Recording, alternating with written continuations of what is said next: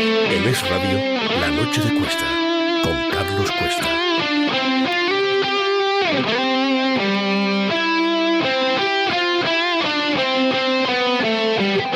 Nuria Richard, bienvenida. ¿Qué tal? Claro, que te has cogido unos días y echabas de menos la sintonía. Muchísimo. Te la De puedes hecho, poner en el móvil. Me estás tentando. También te lo digo. Que conste que yo lo llevo, pero lo llevo sin la versión rockera. Venga, ¿nos ponemos la misma? Bueno, yo te lo paso luego, sí.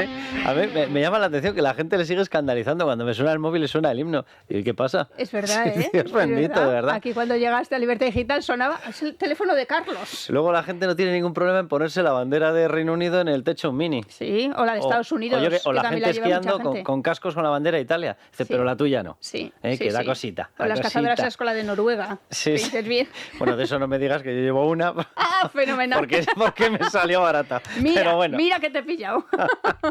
Bueno, ¿qué Feliz tenemos año. hoy? Felipe II. Felipe II, claro. A ver, es verdad que lo vamos a Y advertir con experta de tiempo. excepción, además. Sí, lo vamos a decir con tiempo porque luego pasa lo que pasa. Y es que el año que viene, en 2027, se cumplen 500 años del nacimiento del rey más importante de España. Yo creo que junto con los reyes católicos y su padre, Carlos V.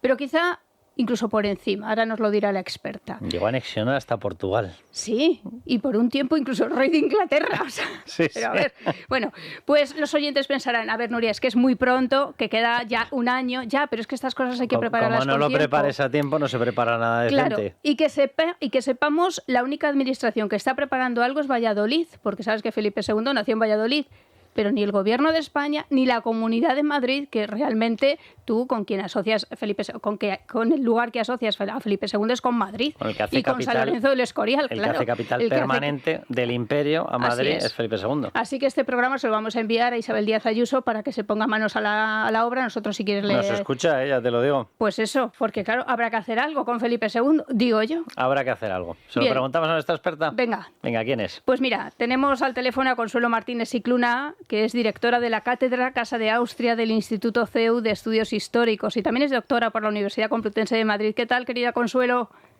¿Qué tal, Nuria? ¿Qué tal, Consuelo? Nada, ¿Qué encantados. tal, Carlos? Encantada de conocerte, aunque sea de esta forma, ¿eh? Bueno, tú no te Buenas preocupes. noches. Un día te vienes, te enseño el tono de mi móvil y ya te quedas. Y ya está. Muy bien, pues nada, muchísimas gracias. ¿Estás tan escandalizada como nosotros porque no se esté preparando nada? ¿Nos oyes, Consuelo? Sí, dime, Nuria. Sí, digo que si estás tan escandalizada como nosotros, con que no se esté preparando bueno, estoy nada. escandalizada por todo, pero ya estoy curada un poco de espanto, ¿no? Ya, yo creo que ya no levanto la ceja por nada, Ya, ya. porque cada día es un sin vivir, ¿no? Si Ya. contraponemos los tiempos de Felipe II con los de ahora, pues la verdad es que no podemos bajar más, ¿no? Es imposible. Ya. Haznos un resumen, bueno, la verdad que gestas hay por todas partes y hitos históricos hay por todas partes, ¿no? Con Felipe Sí. II, pero desde Lepanto, desde el tema de la anexión de Portugal, desde la batalla de San Quintín, haznos tú un repaso de lo que tú consideras absolutamente imprescindible para recordar y conmemorar la figura de Felipe II. Pues mira, quizá una de las cosas que más se le ha achacado, ¿no?, es la idea de ese rey prudente, ¿no?, ese rey que manejaba los asuntos de despacho y que daba largas y que no resolvía. Y por el contrario, es un rey que se toma en consideración los asuntos de Estado, ¿no? Es decir, que lo que él hace es despachar papel a papel que pasa por su gabinete. Que él además no vuelve a depositar la confianza en nadie desde el momento en que le traiciona Antonio Pérez. Tiene una junta de noche para que veamos hasta qué punto, mientras otros se toman 15 días de vacaciones, ¿no?, o 20, pues este señor tiene una junta de noche en la que le asesoran Mateo Vázquez, Cristóbal de Moura, otros, y resuelve con ellos, cuando ya además llega un momento que él está más bien imposibilitado, resuelve todos los asuntos que pasan, y que son asuntos importantísimos, porque efectivamente fue rey de Inglaterra, porque como consecuencia de eso, precisamente cuando muere su mujer, que es el segundo matrimonio de Felipe, cuando muere María Tudor, es ya el enfrentamiento con Inglaterra, que eso va a ser importante, que empieza la leyenda negra con Felipe II, Sí. porque es el traidor Antonio Pérez y otros los que van a fundamentar esa leyenda negra, también los libelos que se escriben en Inglaterra. porque es no solamente Lepanto, sino la revuelta de las Alpujarras, que también sofoca Juan de Austria, y porque son una serie de hitos, pero sobre todo es una continuidad. Él quiere que haya una continuidad entre la línea política que ha seguido su padre y su propia línea política. Los retos son un poco diferentes, pero también América, ¿no? Que forma parte de la América hispana, que forma parte de la organización administrativa de la monarquía, no son colonias, son virreinatos, es distinto.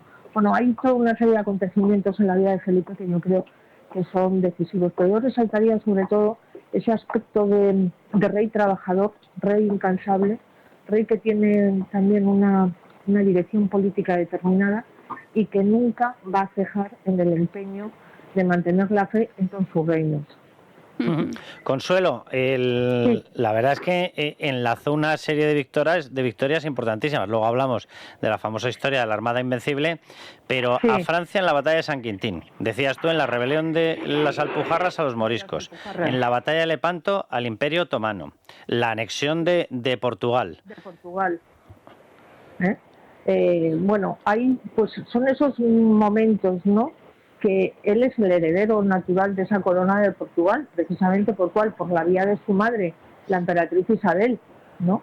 Y cuando muere el rey Sebastián de Portugal, que es su sobrino, pues entonces quien hereda el reino es Felipe II. Son esos reinos heredados que dice, por ejemplo, Álamos de Barrientos, que es otro personaje de la época, enfrentado precisamente a la figura de Felipe II, ¿no? Pero los reinos heredados, los reinos conquistados y los reinos lejanos. Eso es todo lo que simboliza también Felipe II, ¿no? El mantener la cohesión interna muy importante, por eso la rebelión de las Alpujarras hay que sofocarla, es importante para cualquier rey, no solamente para Felipe II, porque la reina Isabel de Inglaterra lo que no permite es que haya una disensión ni religiosa ni de ningún tipo en los territorios. Todos son monarquías compuestas, todas las monarquías de ese momento. Pensemos, por ejemplo, en Francia, cómo se sofoca la revuelta de los protestantes. La noche de San Bartolomé, Catalina de Médici, que por cierto es la suegra en el tercer matrimonio de Felipe II, Isabel de Valois, ¿no? La reina tan querida y tal.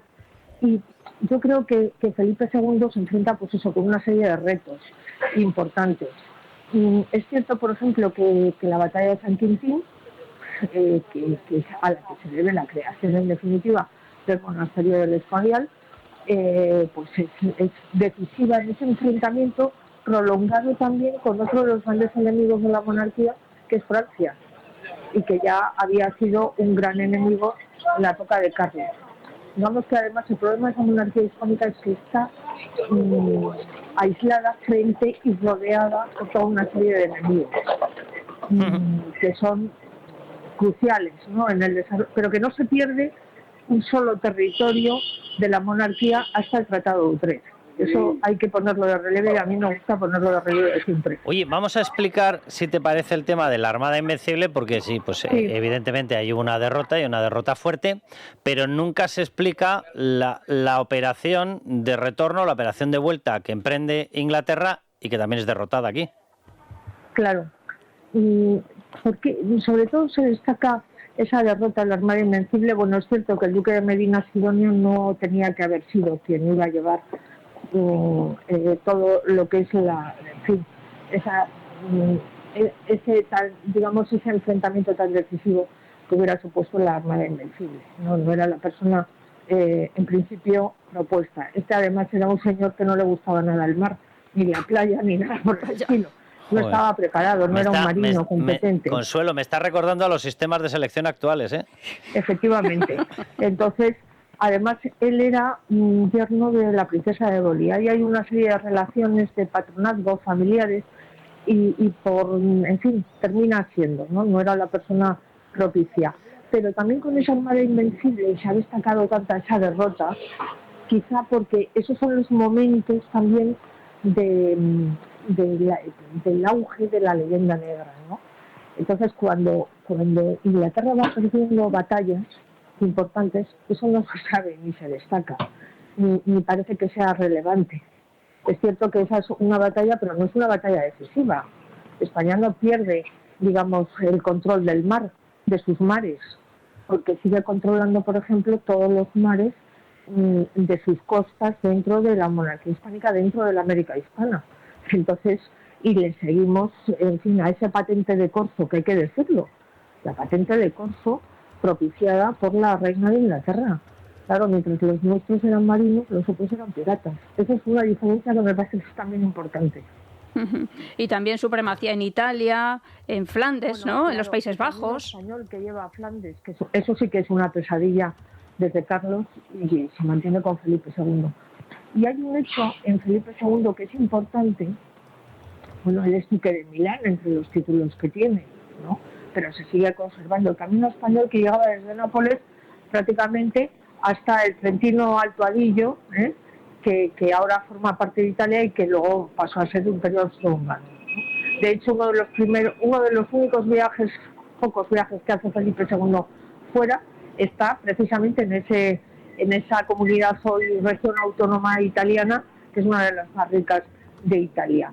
Pero hay un hecho político, y es que él designa como gobernadora de los Países Bajos a su hija Isabel Clara Eugenia, y hace una especie de feudo por el cual, si ella hubiera tenido descendencia, eso se hubiera convertido en un reino aparte. Y eso lo pacta con el rey francés, que es un acto de inteligencia política, porque tiene que pedir permiso a su heredero, que es Felipe III, que va a ser Felipe III, para desgajar, digamos, esa parte de su patrimonio, ¿no? Y acordar que sea la hermana la que, en caso de tener descendencia, se convierta en gobernadora de los Países Bajos, se vaya a convertir en un reino distinto, ¿no? Y se hubiera resuelto quizá el problema de esas provincias rebeldes, que es como aparecen en los documentos de la época. No es así, y eso va a ser siempre un problema para España, o para la monarquía en definitiva.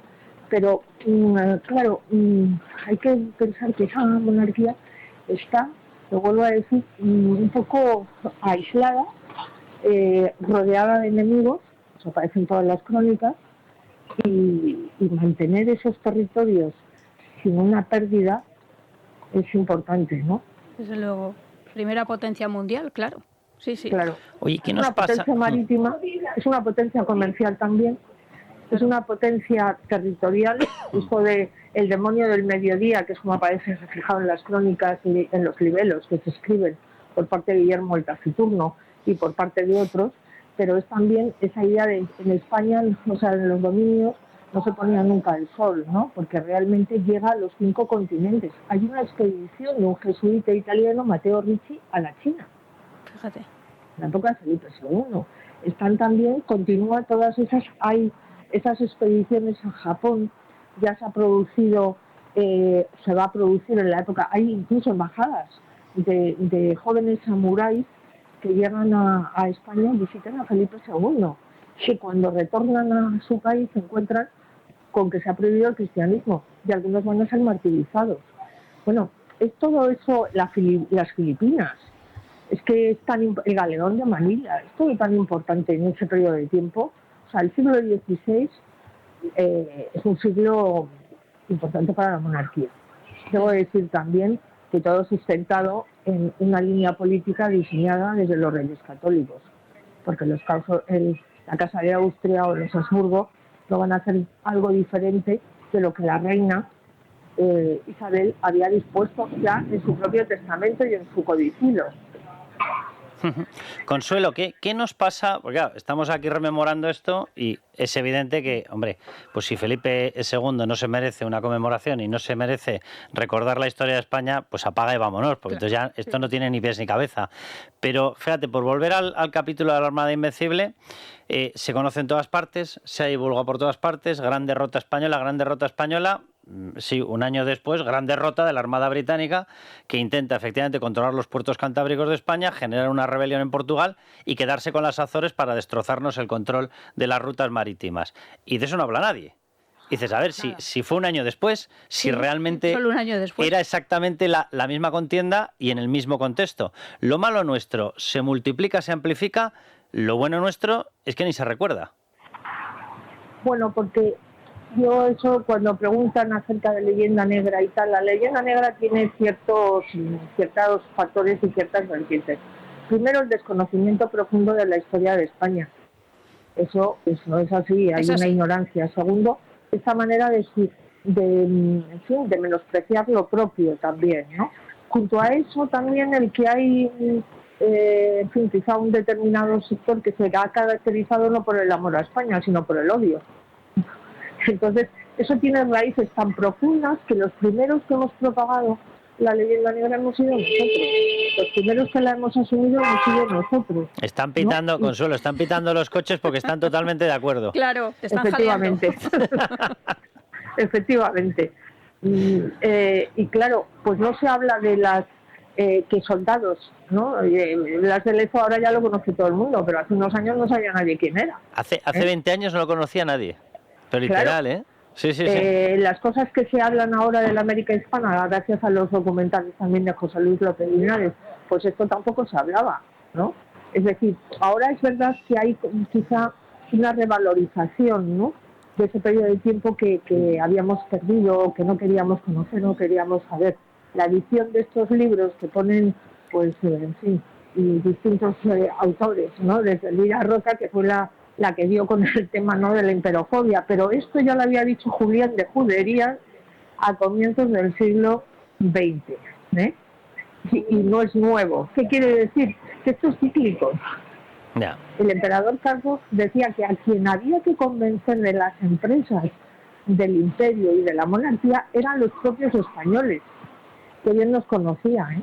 Y eso que había llegado sin saber castellano, pero que bien nos conoció, porque decía, estos es a los primeros que hay que convencer. Oye, Consuelo, puede ser, a lo mejor yo me estoy emocionando, ¿eh? Y estoy aquí en una curva de optimismo, arranque de año, este tipo de cosas, ¿no? Pero puede ser que precisamente fruto de que se hayan tocado tanto las narices, perdona que te hable así de llano, pero que se hayan tocado tanto las narices con ataques a España, a la unidad de España, a la historia de España, al orgullo de sentirse español, estén haciendo una especie de sentimiento contrario de decir, no, para el carro, que vamos a empezar a recordarlo todo, que tenemos muchísimas cosas que recordar y un pedazo de historia de muchísimo cuidado. Pues quizás sea también por eso, ¿eh? Y sobre todo yo que doy clases en la universidad, pues me doy cuenta que la gente joven ya se ha cansado también de esto, ¿no? Que ha cambiado también el chip, ¿no? Yo te lo digo porque voy con mis alumnos a los que les dedico todo y me siguen a todas partes, ¿no? Y congresos que se hacen y tal, y les gusta que se digan estas cosas, ¿no? Porque ya está bien de subestimar lo propio, nuestra historia, ¿no? O sea, no hay ningún pueblo que oculte tanto, tergiverse, manipule la historia como el pueblo español. Es una pena, pero ha sido así durante muchísimo tiempo. Y ha llegado un momento en el que nos hemos cansado. O sea, yo me he cansado desde que nací, de que me contaran esto, ¿eh? Es verdad. Nuria lo sabe. Sí. Pero claro, nos hemos cansado en general, ¿no? Pero ¿qué es esto de...? Y sobre todo esa superioridad moral de los que se creen, ¿no?, que saben todo y que España no hizo nada, que España tal, ¿no? Primero, superioridad moral ninguna, intelectual me parece que tampoco, ¿eh? Y ya está bien de reflejar una historia inexistente. Claro, mentira. Bueno, pues tú lo que tienes que hacer, Consuelo, a todos ellos es, les pasas el podcast de esta sección, Historia Orgullosa de España, y hasta ahí, así vamos haciendo pinza entre tú y nosotros, pues vamos reconquistando gente. Seguidora de vuestro podcast, ¿eh? que se sepa, ¿eh? Otro día te tienes que venir aquí. Claro, no, yo encantada, cuando queráis ahí que me planto, porque claro. Ya lo sabe. Pues un placer. Pues un placer, Consuelo, ¿eh? Sí.